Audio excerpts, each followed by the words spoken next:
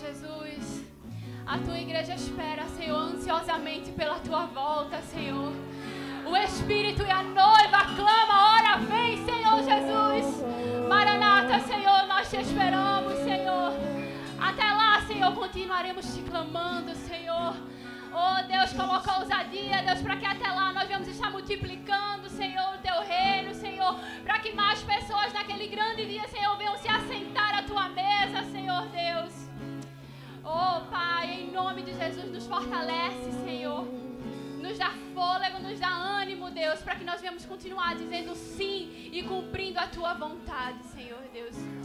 Fica conosco em nome de Jesus. Toda a tua igreja diz amém.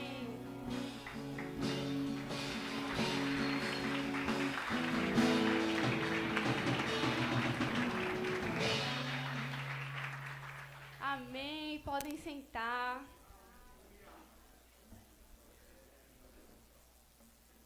Boa noite, igreja. Graça e paz a todos que estão aqui.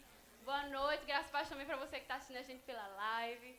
Né? Sempre um prazer imenso estar aqui, né? Estar podendo ministrar a palavra do Senhor juntamente com vocês, compartilhando sobre a palavra de Deus, que é algo que eu tanto amo. E a gente está num mês. Que mês? Que mês? Um mês sobre uma igreja que multiplica. E a gente vê, né, que o padrão da igreja do Senhor, o padrão de Deus é a multiplicação. Deus, ele é um Deus de expansão. Deus, ele é um Deus de multiplicação. E ele mostra isso pra gente na sua palavra. Multiplicação não é algo inventado pelo pastor, não é a visão do nosso pastor, não. Ele passa para nós a visão bíblica, uma visão que vem do Senhor, uma visão de multiplicação. E a gente vê lá em Gênesis, no capítulo 1, versículo 28, a primeira ordem que Deus dá ali ao homem. Deus os abençoou e lhe disse: sejam férteis e multipliquem-se, encham e subjuguem a terra. Dominem sobre os peixes, sobre o mar, sobre as aves do céu e sobre todos os animais que se movem na terra. As duas primeiras palavras de bênção do Senhor: frutificar e multiplicar. Essa é a nossa visão. Essa é a visão dessa igreja. Essa igreja acredita na frutificação, na multiplicação. E é isso que nós vamos perseguir. É isso que nós vamos buscar. E esse mês a gente vai estar tratando isso. Que não seja apenas uma série, mas que seja algo que venha queimar no nosso coração. Que seja algo que venha frutificar no nosso coração e que nós venhamos realmente estar lançando as redes, que nós venhamos estar firmando raízes nessa série, né? E esse padrão de Deus a gente vê expresso por toda a Escritura. Por toda a Escritura, como a gente pode ver, vários versículos relacionados à frutificação, multiplicação. O Senhor é um Deus de multiplicação. Deus, ele ama a multiplicação desde a sua criação. A gente observa que desde as árvores, com suas sementes, com seus frutos que podem ser multiplicados, desde os animais que podem multiplicar-se, até a gente, que também se multiplica. Toda a criação foi feita para multiplicar. Deus, ele criou todas as coisas para que houvesse continuidade. Deus, ele é um Deus contínuo, constante. Foi para isso que ele nos criou, para que a gente pudesse proporcionar, né? Para que a gente pudesse crescer em multiplicação. Então é isso que a gente pode observar, Deus criando todas as espécies e juntamente com esse processo, né, que nunca para de acontecer, porque foi algo que Deus nos criou. Foi algo para que Deus nos criou. A gente observa que ele deu essa ordem a Adão e aí, né, os homens começaram a desobedecer. Houve o dilúvio, depois do dilúvio ele dá a mesma ordem para Noé e os seus filhos para que ele multiplicasse novamente. E a gente vê ali que um grupinho de desobedientes não quis seguir, quis juntar ali as pessoas, né, ali na Torre de Babel. E eles tentam juntar as pessoas, tentando impedir o crescimento, tentando impedir, né, a multiplicação. E o Senhor frustra ali os planos daqueles homens. Aqueles homens achavam que iriam frustrar os planos de Deus, mas foram eles que terminaram sendo frustrados. Porque a palavra lançada do Senhor, ela não voltaria. Ela não voltaria, ela se expandiria, porque a multiplicação está no coração de Deus. Futuramente a gente vê ele fazendo uma promessa para Abraão, te darei tantos descendentes que você não vai nem poder contar. E a gente vê essa promessa sendo cumprida. Deus, ele é um Deus de promessas e ele cumpre as suas promessas. Deus, ele cumpriu a promessa que ele fez para o seu servo Abraão. E a gente pode observar tudo isso, né? Que de acordo com a palavra de Deus, escrita em Atos capítulo 12, versículo 24, a palavra de Deus, ela também se multiplica. A palavra de Deus, ela também se multiplica. Deus, quando fala de multiplicação, ele não está se referindo apenas a só pessoas, a somente filhos, né? Como muitas pessoas pensam, né? Que multiplicar é só ter um monte de filho. Não. Também ter filhos, mas também multiplicar a palavra do Senhor. E a gente conclui, né, com tudo isso, que o reino de Deus não é um reino estéril. Deus não nos chamou para a esterilidade. Deus, ele nos chamou para a multiplicação. A gente foi gerado para isso. A multiplicação está no nosso DNA. O nosso DNA é a multiplicação. E dito tudo isso, eu peço para que você abra a sua Bíblia no livro de Marcos. Vamos para o Evangelho de Marcos, capítulo 6. Vamos ler do versículo 31 até o versículo 44. Evangelho de Marcos, versículo 31 até o versículo 44. Um texto bem conhecido. A primeira multiplicação dos pães e peixes. Que diz o seguinte: havia muita gente indo e vindo, ao ponto de que eles não terem tempo nem para comer. Jesus disse: venham comigo para um lugar deserto e descansem um pouco. Então, eles se afastaram num barco para um lugar deserto. Mas muitos dos que o viram retiraram-se, tendo-os reconhecido, correram a pé de todas as cidades e chegaram lá antes dele. Quando Jesus saiu do barco e viu uma grande multidão, teve compaixão deles, porque eram como ovelhas sem pastor. Então começou a ensinar-lhe muitas coisas. Já era tarde, e por isso seus discípulos aproximaram-se dele e disseram: este é um lugar deserto e já é tarde. Manda embora esse povo para que possa ir ao campo e a povoados vizinhos comprar algo para comer. Ele, porém, respondeu: dê-lhes vocês algo para comer. Eles lhe disseram: isso exigiria 200 denários. Devemos gastar tanto dinheiro para comprar pão e dar-lhes de comer? Perguntou ele: quantos pães vocês têm? Verifiquem. Quando ficaram sabendo, disseram: 5 pães e 2 peixes. Então Jesus ordenou que fizessem todo o povo assentar-se em grupos na grama verde. Assim, eles se assentaram em grupos de 100 e de 50. Tomando os 5 pães e 2 peixes e olhando para o céu, deu graça e partiu os pães. Em seguida, entregou aos seus discípulos para que os servissem ao povo. E também dividiu os peixes entre todos eles. Todos comeram e ficaram satisfeitos. E os discípulos recolheram 12 cestos cheios de pedaços de pão e peixe. Os que comeram foram 5.000 homens. Pai, aqui está a tua palavra, Senhor. Fala conosco, Senhor, através da tua palavra, Senhor. Me usa, Senhor, para falar aquilo não que eu quero falar, Senhor, mas aquilo que nós precisamos ouvir, Deus. Que a tua palavra, Senhor, não volte vazia, Deus, mas eu tenho certeza que ela cairá em terreno fértil aqui nessa noite, Senhor.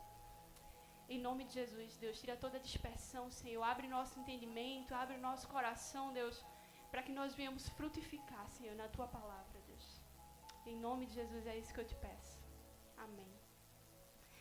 Amém. A gente acabou de ler aqui, né? A primeira multiplicação de pães e peixes. Porque sim, houveram 2.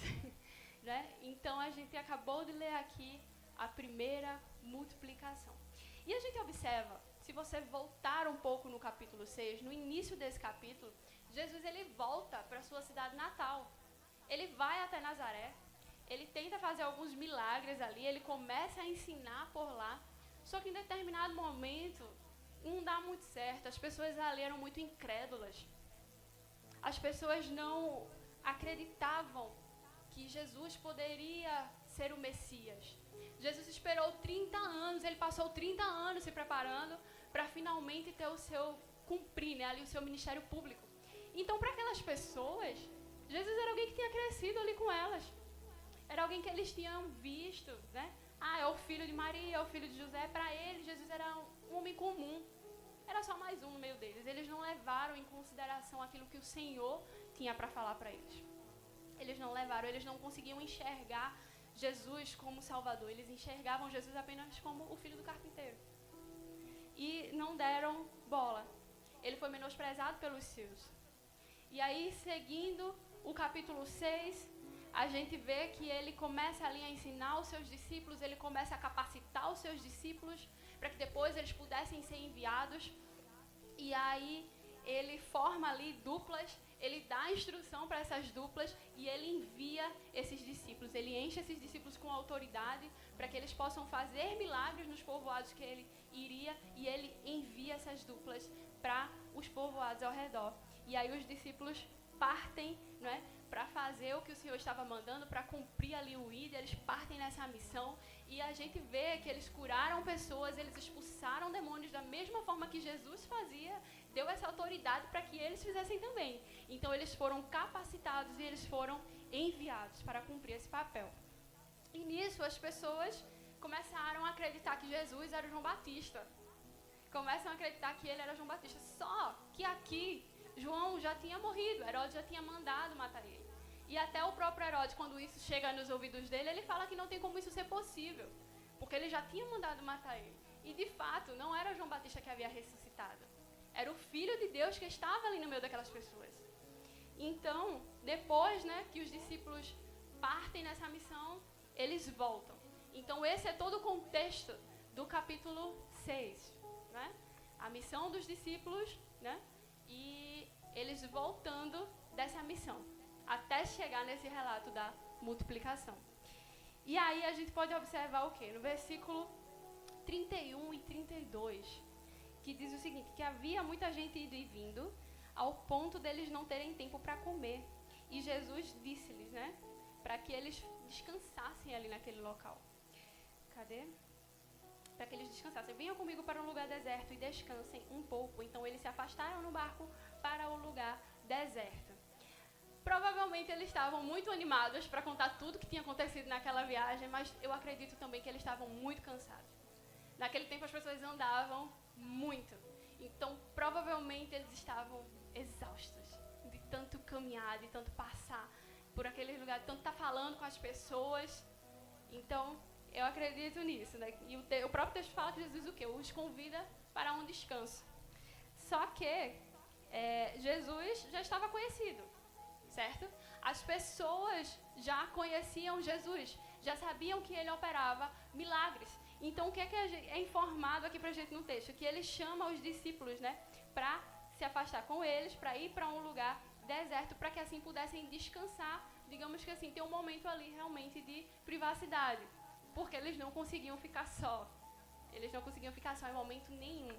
Sendo que aí, no versículo 33, a gente observa o seguinte, né? Mas muitos do que os viram retiraram-se e, tendo-os reconhecido, correram a pé de todas as cidades. De todas as cidades e chegaram lá antes deles. Esse descanso que eles estavam planejando não saiu muito bem como eles esperavam. Eles planejaram ir para um lugar deserto para que assim pudessem descansar. Só que, nesse momento que eles estão indo, o que é que acontece? O pessoal, né, a multidão, vê para onde eles estão indo, dá um jeito de ser mais rápido e vai a pé pelo caminho. De tão sedento que aquela galera estava de estar perto de Jesus. As pessoas simplesmente vão atrás, elas queriam estar onde Jesus estava, elas queriam ouvir aquilo que Jesus tinha para falar, elas queriam ser pastoreadas, elas queriam ser alimentadas por Jesus, então elas fariam qualquer coisa para estar na presença dele.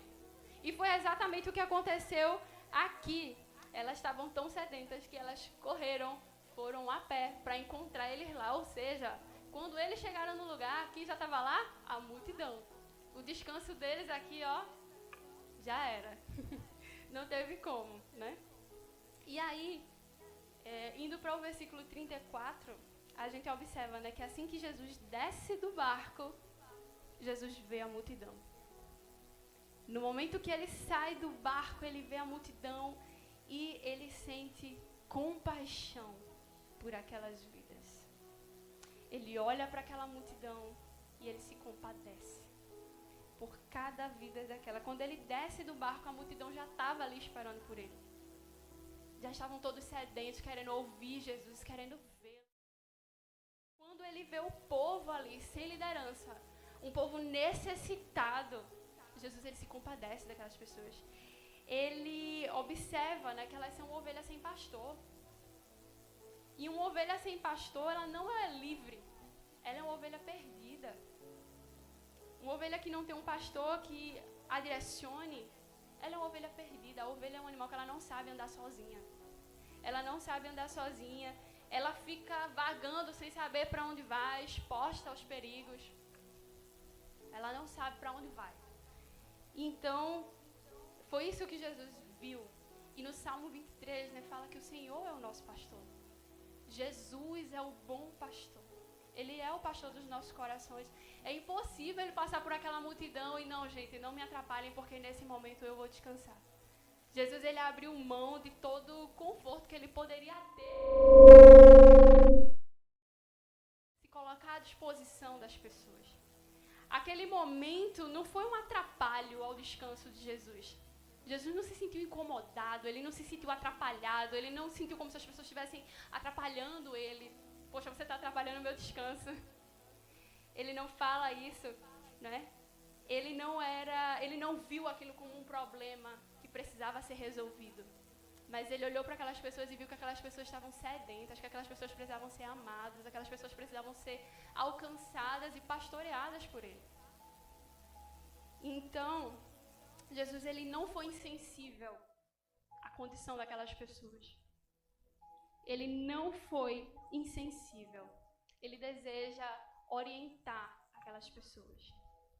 E então, a gente vê, né, esse momento de compaixão do Senhor. Eu me lembro que certa vez eu estava conversando com os pastores. Eu me lembrei tanto disso, dessa conversa, quando eu estava fazendo essa parte da ministração, que a vida do pastor, você sabe que não para, né? Até de folga, ele não está de folga. Os nossos pastores são pessoas que correm muito, que trabalham muito. Quem está um pouco mais perto deles observam isso.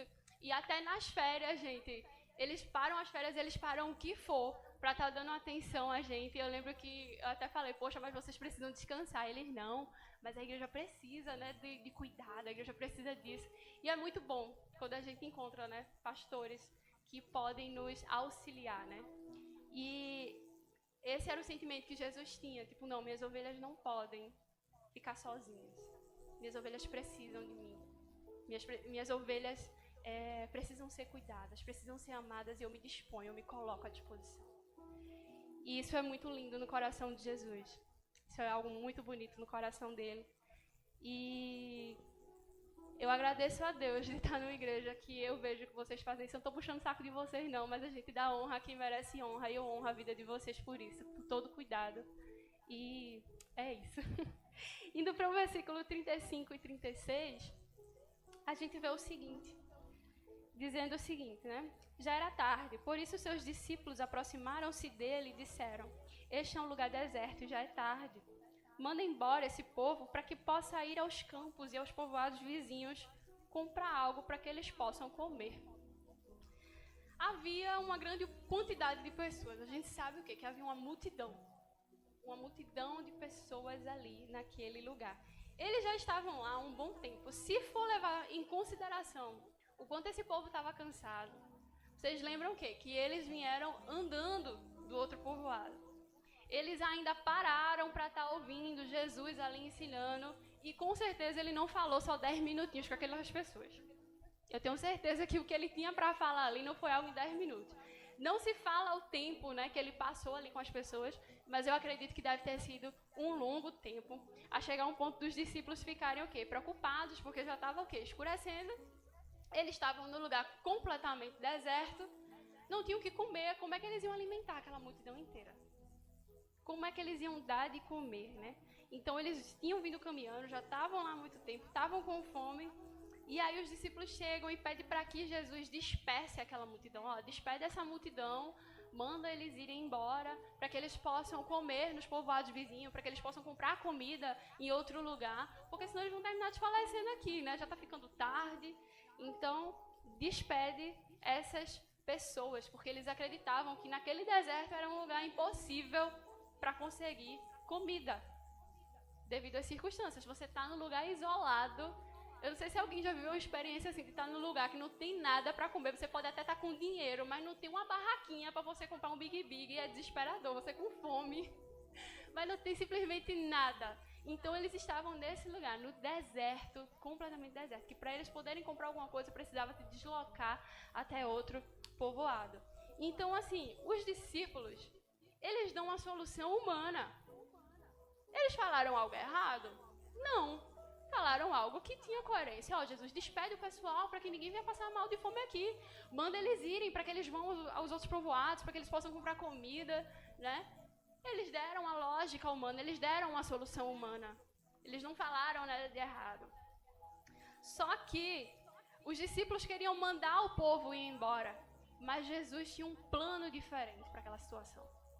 Jesus, ele já sabia o que ele queria fazer com aquela situação. Então aqui é onde a gente começa a ver o plano da multiplicação de Jesus entrando em ação. A partir daqui, os discípulos dando uma visão limitada, né, uma solução humana, e Jesus vem com o seu mover sobrenatural. E aqui é onde a gente vê, né, o ponto-chave, o ponto da virada da multiplicação. No versículo 37, eles dizem o seguinte... Eles chegam lá para Jesus, ó, Jesus, despede a multidão, manda esse povo embora, manda eles ir comprarem comida no povoado vizinho. E aí Jesus olha para eles e diz o seguinte, ele, porém, respondeu-lhes, dê vocês algo para comer? Dê vocês algo para comer? Cara, eu imagino a reação deles na hora, quando tiveram a sua fé confrontada desse jeito. Imagina só uma multidão de 5.000 pessoas. Tu chega a Jesus e despede esse pessoal, porque o pessoal está com fome. A gente não tem comida para o pessoal. Jesus olhar e dizer, oxe, dá vocês comida para ele. Como alimentar uma multidão de gente? Meu Deus, gente. Quem aqui vive em células? Eu acredito que quase todo mundo, né? Para montar o lanche da célula, que é entre 10 e 25 de pessoas. Às vezes dá BO, não dá BO. Cara, é o quê? 10, 25, quando é a célula do amigo, bate o quê? Umas 30, 35 pessoas. Tem dia que dá BO para escolher o lanche, às vezes dá BO para contribuição, às vezes, menino, contribuam com o lanche da célula em nome de Jesus. Ajuda a igreja. E aí, vê só uma quantidade pouquinha de pessoas, às vezes é uma dor de cabeça, dá vontade de você sair apertando a orelha de todo mundo. Imagina uma multidão, gente. Imagina um susto, né? De sentir isso. Né? Uma multidão, 5.000 homens, fora mulheres e crianças, porque as mulheres e crianças não foram contabilizadas aqui. Foram apenas 5.000 homens, mas tinha mulheres e crianças, então era muito mais pessoas. Era muito mais gente. Então, assim, tanto que em seguida eles ficaram tão, né, impactados com isso, que eles já chegam falando, né? Mas Jesus, para alimentar todo mundo, né? Isso exigiria 200 denários. 200 denários, gente, vale um ano de trabalho. Valia, né, naquela época, um ano de trabalho de um trabalhador. Quem é que ia ter esse dinheiro? Os discípulos tudo liso. Eles não tinham dinheiro, gente. Eles não tinham recursos, eles não tinham condições para alimentar aquela multidão, não, gente. Nem o próprio Jesus tinha, né, financeiramente falando. Nem eles. Então, é claro que os discípulos não tinham esse valor e certamente eles perceberam aqui que alimentar aquela galera, se fosse seguir o plano de Jesus, ia ser um desafio. Ia ser um desafio muito grande. Então, assim, dessa questão, a gente pode tirar 3 pontos muito importantes. Dessa fala de Jesus, né? Deles você, o que comer, alimentem eles vocês. A gente pode perceber 3 pontos aqui que a gente pode trazer como aplicação para a nossa vida. O primeiro, a gente precisa acreditar no milagre da multiplicação. A gente não pode ser incrédulo quanto à multiplicação, gente. Os discípulos, eles já tinham visto milagres. Eles já tinham caminhado com Jesus, eles já estavam com Jesus há muito tempo, eles já tinham visto Jesus fazendo muita coisa. Eles mesmos já tinham sido enviados, revestidos de poder, eles expulsaram demônios e curaram pessoas. Mas aqui nesse momento, eles não tiveram visão para ver a multiplicação. Eles não tiveram visão para crer. Eles não chegaram em Jesus, ó Jesus, faz alguma coisa aí, o senhor pode fazer alguma coisa a respeito disso? Eles não chegaram. Eles estavam no casamento, eles viram quando Jesus transformou a água em vinho. Eles viram os milagres, mas eles foram tomados pela incredulidade. A falta de visão fez com que na hora fechasse e eles ficassem incrédulos acerca disso. Então, assim, em certo momento a gente percebe aqui que eles acreditavam, mas quando Jesus fazia algum movimento que ia exigir deles alguma reação, eles tinham uma certa trava. E a gente é da mesma forma. A gente acredita na multiplicação, a gente fala que nós queremos ver esse milagre, mas muitas vezes a gente fica, será que é possível mesmo? A gente fica colocando dúvidas, a gente coloca incredulidade ao invés de certeza. Nós servimos a um Deus de certeza. Se a multiplicação está no coração do Senhor, é certeza que vai acontecer, gente. É certeza, nós servimos a um Deus de certeza. Jesus estava ali com eles naquele momento e, cara, depois de ter visto tudo que Jesus fez, será tão difícil para Jesus multiplicar pães? Não era. Não era difícil. Muitas vezes a gente é como eles, a gente olha pela visão humana, a gente olha pela visão da impossibilidade. A gente não olha pela visão do crescimento, a gente só foca naquilo que é impossível. Muitas vezes nós fazemos isso. Só que aí eu pergunto a vocês, existe alguma coisa impossível para Deus? Não existe nada impossível para o Senhor. A gente não deve olhar com as nossas lentes limitadas, humanas, que só olha para as impossibilidades. A gente não deve focar nisso. Quantas vezes a gente cai nesse desespero de olhar para as dificuldades ao invés de pedir a Deus visão, ao invés de pedir a Deus discernimento, para que a multiplicação da igreja, a multiplicação de células, a multiplicação de discípulos venha a ser possível. Muitas vezes a gente se desespera nisso, né? E o próprio Jesus estava ali do lado para poder fazer o milagre acontecer, mas eles não apelaram para aquele que faz a multiplicação, não é? E trazendo isso para a nossa realidade, a gente sabe que a gente precisa multiplicar discípulos, a gente sabe que precisa multiplicar células. E muitas vezes a gente foca só na dificuldade. Muitas vezes a gente foca só naquilo que é difícil. E a gente não deve estar olhando para as dificuldades, para os desafios que vão surgir. A gente não deve, porque Jesus ele nos capacita. Ele nos dá visão para que a gente venha passar por esses desafios. Então, assim, a gente vai ter esses desafios, né? Só que a gente deve pedir ao Senhor visão. Visão de como agir, de como enfrentar aquela situação. O Senhor, Ele pede para que nós venhamos estar dando alimento para a multidão, né? Nós temos que fazer a nossa parte sem temer. Sem temer. Avançar.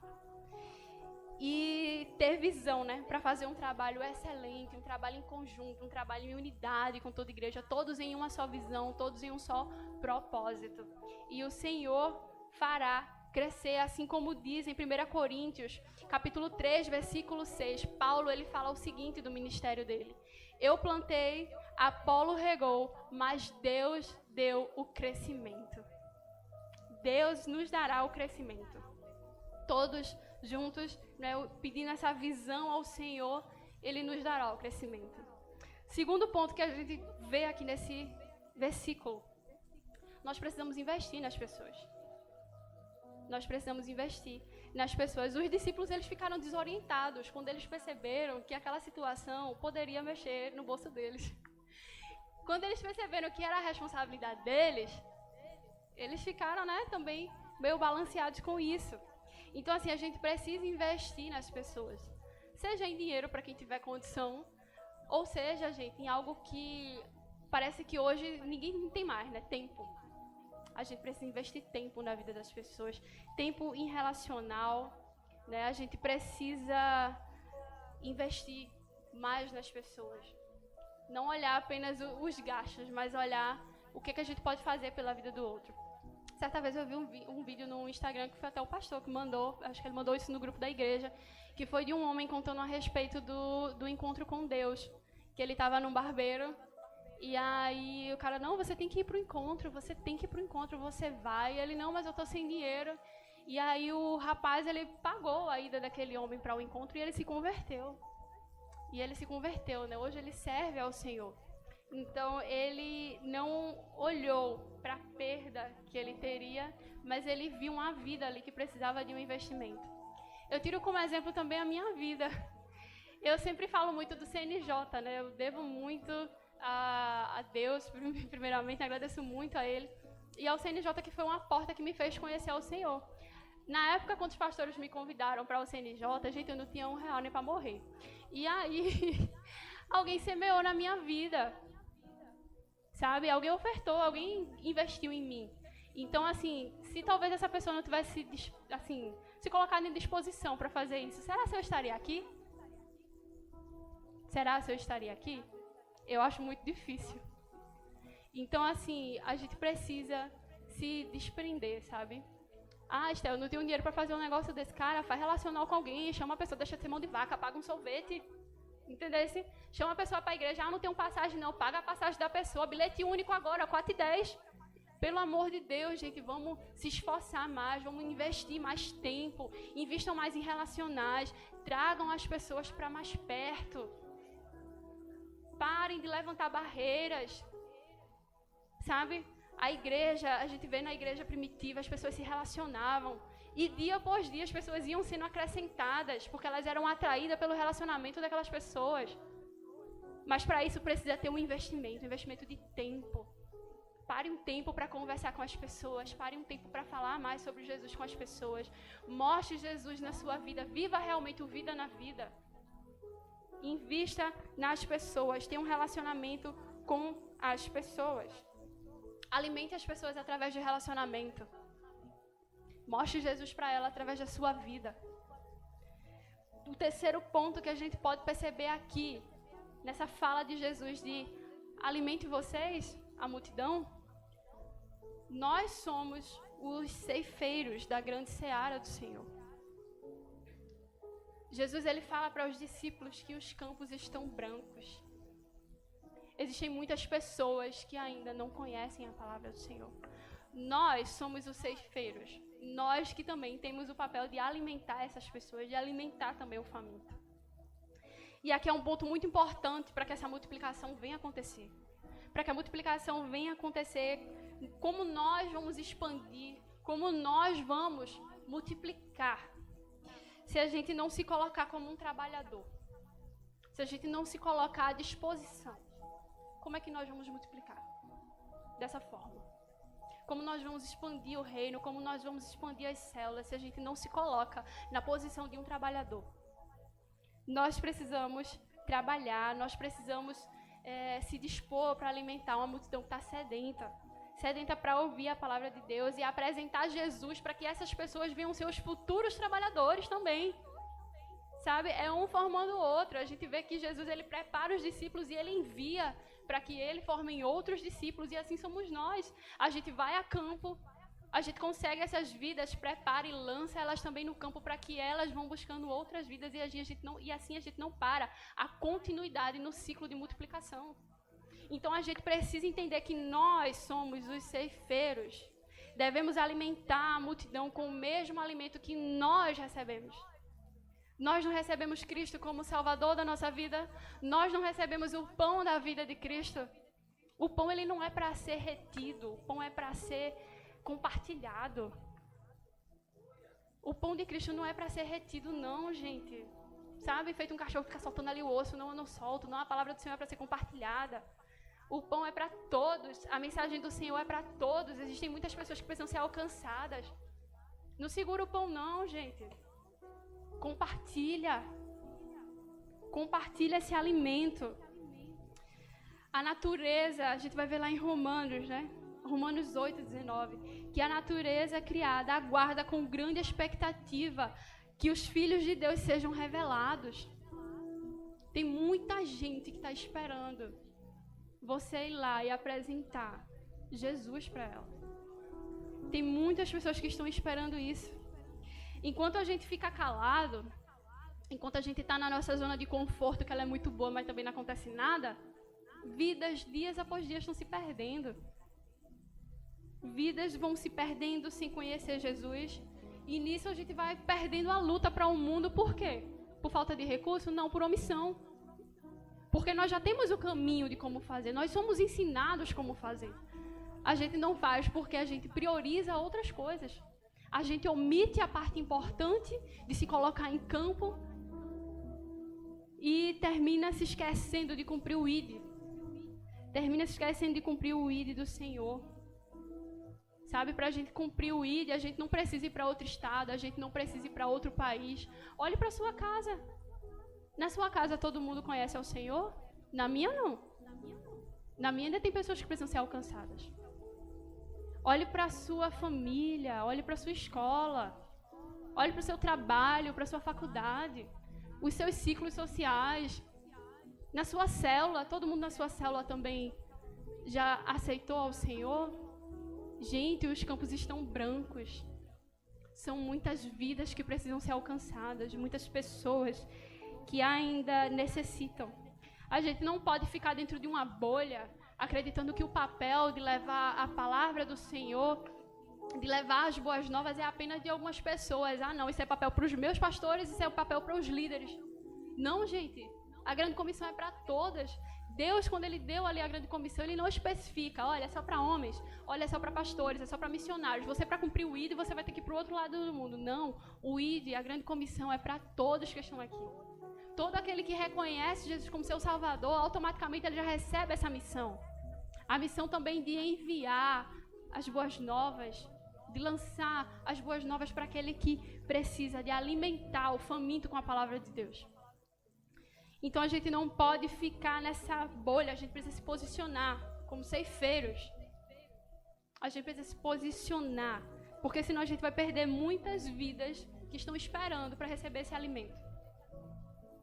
E a gente vai ficar preso nisso, né? Então esses foram os 3 pontos que eu percebi, né, nessa simples frase de Jesus, de alimentem vocês. Quantas coisas a gente pode perceber, a gente não pode ser movido por incredulidade. A gente não pode ser movido por não investir nas pessoas, sabe? Ficar ali na zona de conforto. E a gente tem que se posicionar como um ceifeiro. A gente tem que ir atrás e realmente a campo, arregaçar as mangas e, sabe, ir buscando essas pessoas. E buscar essas pessoas. E um grande momento também que a gente pode aproveitar isso, né? A gente está vivendo aí na nossa campanha da igreja. Eu vi até com aqui, ó, eu mais um. Sempre tem mais um jeito que a gente pode trazer, a gente pode buscar. Vamos atrás dessas vidas. Imagina aqui, cada pessoa trazendo mais uma pessoa para conhecer ao Senhor, né? Então, vamos nos colocar nessa posição de ceifeiros. Vamos atrás dessas vidas, né? No versículo 38, diz o seguinte. Perguntou-lhe ele, quantos pães vocês têm? Verifique. Quando ficaram sabendo, disseram, 5 pães e 2 peixes. Jesus, ele ignora o cálculo que os discípulos tinham feito anteriormente. Eles disseram o quê? Que para alimentar aquela multidão toda precisaria de 200 denários. E Jesus diz, não, verifiquem quanto é que vocês têm, o que vocês têm de alimento. E aí eles percebem, né, que eles tinham disponível ali apenas 5 pães e 2 peixes. Algo que, mais uma vez, humanamente falando, é impossível você pensar que 5 pães e 2 peixes vai alimentar uma multidão de 5.000 homens. É impossível você pensar nisso. Sendo que Jesus, ele usa o simples, ele usa o natural para mover o sobrenatural aqui nessa situação.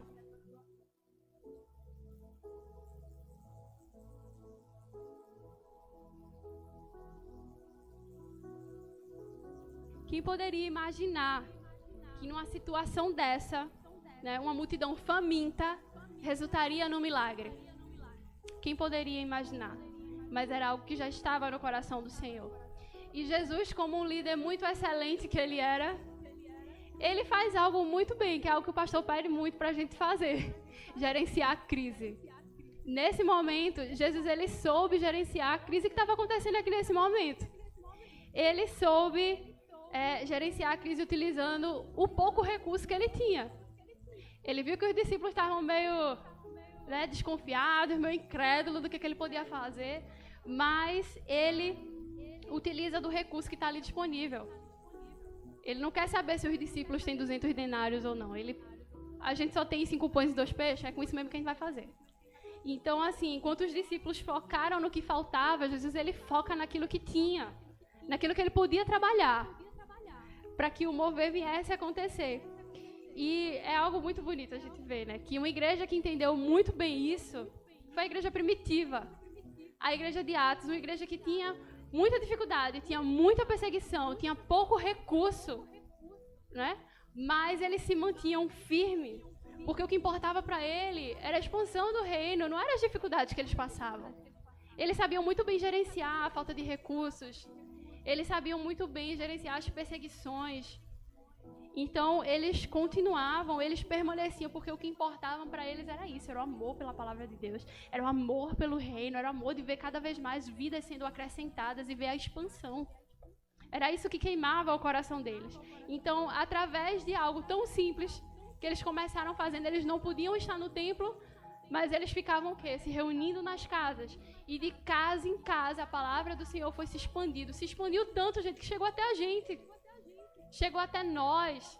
Hoje nós podemos usufruir da palavra de Deus. O Evangelho chegou até nós pela persistência desses homens que, mesmo em meio à dificuldade, souberam gerenciar toda a situação que estava acontecendo naquele momento, não se abateram, não pararam por conta de perseguição, eles avançaram. Quanto mais perseguido, mais eles se colocavam de pé. Então, a gente pode observar isso, né? Eles se posicionaram como trabalhadores, eles souberam o que fazer. Paulo, apesar de tudo, era preso, apanhava, era solto, voltava de novo. Paulo não olhava para as dificuldades, ele não olhava as pessoas que estavam abandonando ele não olhava a falta de recurso, ele não olhava, ele trabalhava com quem ele podia, quem ele via que estava ali perto dele, e ele continuava trabalhando ativamente na expansão. Em Filipenses 4, 11 e 13, ele diz algo muito interessante. Não estou dizendo isso porque esteja necessitado, pois aprendi a adaptar-me a toda e a qualquer circunstância. Sei o que é passar necessidade, sei o que é ter fartura, aprendi que o segredo é viver contente em toda e qualquer situação, seja bem alimentado, seja com fome, tendo muito ou passando necessidade, tudo eu posso naquele que me fortalece. E essa declaração aqui que ele não dá no momento que a vida dele estava muito bem, não, Paulo estava preso. Paulo estava passando por altas dificuldades, a igreja sendo perseguida, mas ainda assim Paulo permanece de pé. Paulo, ele gerencia toda a situação que está acontecendo ali, porque ele sabe que todas as coisas ele pode, no poder do Senhor que estava sobre a vida dele.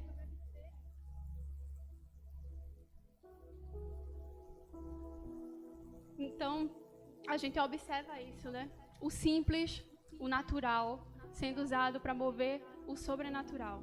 Né? 5 pães e 2 peixes, ou seja, na igreja de Atos, simples reuniões em casa, que foram fazendo com que a igreja crescesse, expandisse, multiplicasse. E continuando, versículo 39 e 40, diz o seguinte: assim eles se assentaram em grupos de 100 e de 50. Então Jesus ordenou que fizessem com que todo o povo se assentasse em grupos na grama verde. Assim eles se assentaram em grupos de 100 e de 50. Existia uma grande multidão, certo? A gente já sabe disso. Então, assim, Jesus ele não pede apenas para que eles se sentem. Jesus podia passar para os discípulos e dizer, pede para que todo mundo se sente. E aí todo mundo ia sentar no lugar que já não estava todo mundo de pé, não tinha 5.000 pessoas ali, eles iam se assentar onde eles estavam. Mas aqui Jesus pede para eles fazerem algo bem interessante, ele dá uma instrução para que eles sejam divididos em grupos de 100 ou em grupos de 50. E aí os discípulos seguem ali a instrução de Jesus e começam a dividem essas pessoas em grupos de 100 e de 50. Então, Jesus, ele ordena aquela multidão para que todos pudessem presenciar um milagre, para que todos pudessem presenciar o que seria feito ali, para que ninguém passasse despercebido no meio da multidão. Então, ele reduz ali os grupos para que todos pudessem ver. Porque no reino de Deus, gente, ninguém passa despercebido. Deus, ele não deixa que ninguém passe despercebido. Até aquela pessoa que se acha mais escanteada, que acha que não é amada por ninguém. Ei, o Senhor te vê. O Senhor, ele te vê. Então, Deus, ele queria que todos ali fossem vistos. Deus, ele deseja, né, uma comunhão entre irmãos. Além das 4 paredes. Deus, ele deseja que as pessoas vivam em comunhão. Da mesma forma que 2 horas de culto não nos dá intimidade com Deus, não aprofunda o nosso relacionamento com Ele, da mesma forma 2 horas de culto apenas não fortalece a nossa comunhão com os irmãos. Então, a gente precisa também viver essa comunhão que o Senhor deseja. Então, Deus, ele possibilita ali esse momento de comunhão. Então, assim, a visão celular, né, que é a visão da nossa igreja, nós somos uma igreja em células, ela permite isso, ela permite com que todos sejam assistidos, que ninguém passe despercebido, né? Ela fecha a porta dos fundos e ela permite com que todos possam ali se relacionar uns com os outros. Gente, a pior sensação, eu acho que é você entrar no lugar, você entrar mudo, sair calado, você passar meses ali e ninguém, uma alma sequer, chegar para saber como é que você está. A gente é humano, a gente tem essa necessidade de se relacionar, a gente tem essa necessidade de relacionamento. Nós somos relacionáveis. Deus, ele criou o homem para ser relacional. O próprio Deus se relaciona com a gente. Nós não fomos feitos para ficar isolados numa bolha. Então, a igreja em célula, ela permite isso.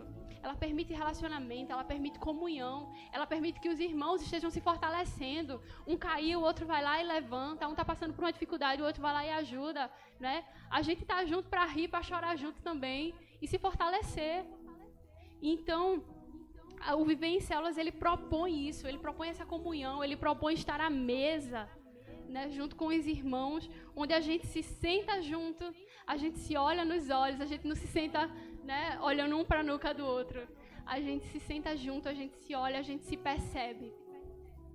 Então, eu amo Viver em Células por isso, porque permite com que ninguém saia pelo fundo, não permite, né, que as pessoas passem simplesmente sem ser notadas, né? Da mesma forma que Deus, ele nos vê, a gente também precisa enxergar todos, né? Indo para o versículo 41, a gente vê o seguinte: tomando 5 pães e 2 peixes, e olhando para o céu, deu graças e partiu o pão. Em seguida, entregou aos seus discípulos para que o servissem ao povo, e também dividiu os peixes entre todos eles. Jesus, ele dá graças ao pão e ele reparte o pão. Sendo que algo que, se você for olhar nesse versículo, se você for perceber bem, Jesus, ele não serve as pessoas. Ele faz o quê? Ele reparte o pão e ele entregou aos seus discípulos para que os seus discípulos fizessem o quê? Servissem a multidão. Os seus discípulos foram lá e serviram. Então, assim, através da vida dos discípulos, Jesus estava se movendo. Através da vida dos discípulos, Jesus estava alcançando aquelas pessoas. Ele repartiu o pão e os discípulos levaram o pão para aquelas pessoas. Então, assim, ele podia... Jesus, maravilhoso, operava muitos milagres. Eu tenho certeza que ele poderia fazer de alguma forma milagrosa o alimento simplesmente brotar na mão das pessoas. Mas não, ele pede para que os discípulos entreguem. Ele pede para que os discípulos sirvam as pessoas, que eles se coloquem à disposição de levar o pão para aquelas pessoas. E todos são servidos, todos são envolvidos naquele milagre. Ele envolve os discípulos nesse milagre também. Então, os discípulos são envolvidos, né? Então, ele decide, né, que seja dessa forma. Jesus, ele decide colocar todos ali envolvidos nesse milagre.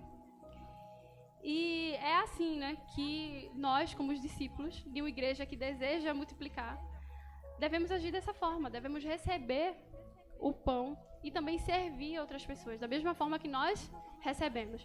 Permitir que Jesus use a nossa vida, permitir que nós venhamos ser instrumentos, né? Da mesma forma que nós estamos recebendo a graça que nos alcançou, a gente correr também para alcançar outras pessoas, né, por intermédio do poder do Senhor. Não é que as pessoas vão ser atraídas por nós, pelo que a gente é, não, mas elas serão atraídas por aquilo que nós carregamos, né? Pelo Espírito Santo que está sobre as nossas vidas, pela presença do Senhor que está em nossas vidas.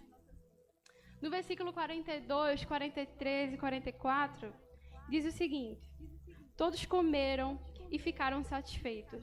E os discípulos recolheram 12 cestos cheios de pedaços de pão e de peixe. Os que comeram foram 5.000 homens, né? A gente aqui vê que todos ficaram satisfeitos e sobrou né? Sobrou pão e também sobrou os cestos. Eu lembro que teve uma pregação da pastora que ela citou algo que eu achei muito interessante. A gente observa que não foi multiplicado apenas o pão, mas o cesto também, né? 12 cestos cheios de pão que foram multiplicados aqui. Então, o fato, né, de ter sobrado esses pães e esses peixes, a gente vê que foi uma multiplicação extraordinária. Foi algo além do esperado. Alimentou a todos e ainda sobrou. Foi uma multiplicação, assim, de fato, extraordinária, onde todos puderam sair satisfeitos. A gente vê Jesus em ação para a multiplicação, né? E com tudo isso, a gente pode observar, né, como Deus é maravilhoso e que não existe nada impossível para Ele. Não existe nada impossível para o Senhor. Até aquilo que parece difícil, aquilo que parece complexo, alimentar uma multidão inteira, mas o Senhor nos mostra que é possível. E Ele quer usar as nossas vidas para que essa multidão que ainda não o conhece também seja alimentada. Deus, Ele deseja, né, que a igreja se posicione como uma igreja multiplicadora. Uma igreja que multiplica células, uma igreja que multiplica discípulos, uma igreja que multiplica a vida. Esse é o desejo do Senhor e nós devemos nos posicionar. Devemos tomar posição e crer, não ser incrédulo a respeito dos milagres que o Senhor pode fazer. Então, assim, o mundo inteiro ele se encontra na mesma necessidade que essa multidão. Essa multidão que estava faminta, que saiu correndo desesperadamente atrás de Jesus. Existem pessoas que hoje também estão sedentas pela visão, né? Por querer abraçar ao Senhor. Então, a gente deve também se colocar para cumprir esse desafio de alargar as tendas. A gente deve se colocar nessa posição de trabalhador, de um ceifeiro, que aceita esse desafio de alargar as tendas, de expandir o reino, de fazer com que a multiplicação seja possível através das nossas vidas. E a gente não deve fazer como os israelitas, a gente vê lá finalzinho de Êxodo, Juízes e tal, Números, a gente observa que acontece algo bem interessante. Quando as pessoas saem do Egito, Deus ele promete uma terra farta, uma terra abundante para aquelas pessoas.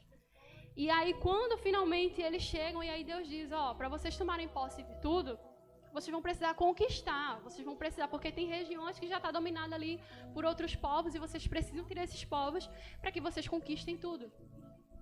Sendo que aí eles se acomodam, eles já tinham conseguido uma parte e aí eles ficam acomodados naquela parte que eles estavam conseguindo.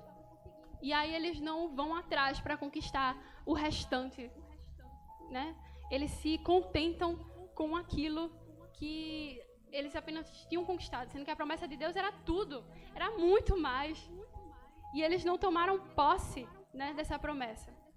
E a gente precisa tomar posse disso. No Salmo 2, Deus ele nos diz o seguinte, o salmista ele vai falar, né, que o Senhor ele diz pra gente, pede-me e te darei as nações por herança. Esse deve ser o nosso pedido. Pede-me e te darei as nações por herança. A gente precisa avançar, largar as tendas, avançar com as nossas células. A gente precisa crescer, gente. Eu sei que a nossa igreja já está num bom resultado, a gente já está num bom caminho. Mas a gente nunca deve estar satisfeito. O nosso coração deve ser movido por insatisfação, sabe? Por querer mais, por poder mais, porque a gente pode mais, a gente tem capacidade para isso. A gente tem capacidade para avançar muito mais. A gente não deve só olhar para os desafios, as aflições, não, mas olhar no milagre, foca no milagre da multiplicação, nas pessoas que vão ser alcançadas. Não seja satisfeito. A igreja tem uma boa quantidade de pessoas, sim, tem uma boa quantidade de células, sim, mas a gente pode mais. A gente pode avançar muito mais. Eu não sei se você está satisfeito, mas eu não estou, então a gente precisa ser movido por insatisfação. Por insatisfação, é isso que eu desejo, que cada pessoa que seja movida por isso, insatisfação. Insatisfação. Que a gente venha buscar avançar. Existe muito mais para ser alcançado, e eu não tenho dúvida que essa é a vontade do Senhor para essa igreja. Que nós devemos estar avançando. Então, que aqui se levante uma geração sedenta, sabe? uma geração sedenta por uma unção de conquista. Sabe, assim como Josué e Caleb, quando Moisés chega para ele e fala, olha, a terra é aquela lá, mas vocês vão encontrar muitos desafios. Tem gigante, tem isso e tem aquilo outro. E eles, a gente vai assim mesmo, eles chamam a responsabilidade, mata no peito, e eles vão. Eles foram revestidos de uma unção de conquista. E é isso que nós precisamos ter também, essa unção de conquista, unção de multiplicação, para que nós venhamos frutificar, gente. É disso que nós precisamos. Aqui precisa se levantar uma geração assim, sedenta. Sedenta. Os outros 10 espias que foram com ele, porque foram enviados 12, um representando cada tribo, 10 perderam a oportunidade de entrar na terra porque foram covardes. Apenas Josué e Caleb, de 12 pessoas que foram espiar a terra, apenas 2 acreditaram que eles podiam conquistar aquilo que o Senhor tinha prometido para ele. Se Deus nos chama para largar as tendas, a gente não pode ser covarde, gente. Pode vir desafio, pode ver o que for. Isso tem que queimar o nosso coração. O anseio por crescimento, multiplicação, discípulos verdadeiros, gente. Liderança forte que se multiplica. Anseiem por isso. Sejam insatisfeitos, sabe? E busquem mais. O Senhor, Ele está olhando para a gente e Ele procura corações dispostos. Quem está disposto para alimentar a multidão que o Senhor está chamando? Ei, alimentem vocês. Deus, Ele está nos chamando para alimentar uma multidão que está sedenta, gente. E a gente precisa se dispor a isso. Deus, Ele está olhando para a gente, Ele está buscando quem se dispõe. E a gente precisa se dispor. A gente precisa se dispor a buscar essas vidas. Há algumas semanas atrás, eu estava no hospital com a minha avó. Estava acompanhando ela. Minha avó faleceu algumas semanas atrás. E eu estava no hospital com ela. E no dia que eu fui ficar com ela pela manhã, faleceu uma senhora que estava do meu lado. Eu vi outra sendo reanimada. E, gente, aquilo ali foi como uma flechada no meu coração. Eu comecei a olhar para aquelas pessoas na maca. Meu coração ali doeu tanto. Porque eu só conseguia parar para pensar. Foi algo que a família tinha conversado. Que, assim, a gente já sabia que Deus poderia levar minha avó, mas a gente sabia para onde ela ia. Minha avó era uma serva do Senhor. Hoje eu também estou de pé por causa das orações dela, que me alcançou. Mas tinha gente ali que eu sei que não conhecia Deus. E, cara, aquilo ali foi como se fosse uma flechada no meu coração. Eu senti uma dor tão grande. E eu lembro quando eu cheguei em casa, eu falei pra mãe, se fosse meu pai, se fosse meus avós, que ainda não conhecem ao Senhor, aquilo me doeu tanto. E aí no dia que mãe foi, morreu mais 2 pessoas. Morreu mais 2 pessoas que estavam lá. E, cara, tem vidas que estão se perdendo todo dia. No livro Multiplicação, o pastor Roberto Botrel, ele diz algo muito interessante, que não existe estação. A estação é agora. Deus, Ele tem urgência. Deus, Ele tem urgência. A gente deve olhar com mais urgência para as vidas, para as pessoas. Cara, para de dar trabalho. Para de se encantar com as coisas daqui da terra. Olha para a palavra, olha para o que realmente importa. A gente canta sobre a vinda de Jesus, que Ele vai rasgar os céus e Ele vai vir. Eu creio nisso. Mas quem garante que a gente vai estar aqui para ver? Quem garante que a gente não vai embora antes? Jesus, Ele está voltando todos os dias. Para minha avó, Ele já voltou.